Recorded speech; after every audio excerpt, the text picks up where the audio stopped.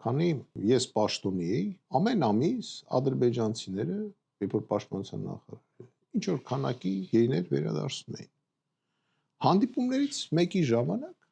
Ադրբեջանի մեր այսպես ասած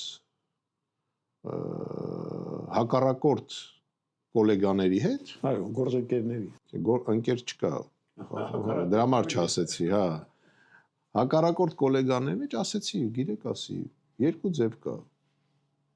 Առաջինը, կամ դուք մեզ տալիս եք մեր գերիներին հետ, առանց որևէ մի բանի, նախապայմանի, քանի որ կա այն ժամանակ փաստաթուղթ նոյեմբերի 9-ի փաստաթուղթը, այդ շրջանակներում համապատասխան կետ կար։ Կամ երկրորդ տարբերակը, մենք սկսում ենք գողանալ ձեր զինվորներին, ես հրաման կտամ գողանան, ու կփոխենք, հակառակ դուք էլ գողանաք ու տեսնենք սա ինչի կբերի։ Այդ ժամանակ ադրբեջանական կողմը հասկացավ, որ պետք է քիչ-քիչ տալ։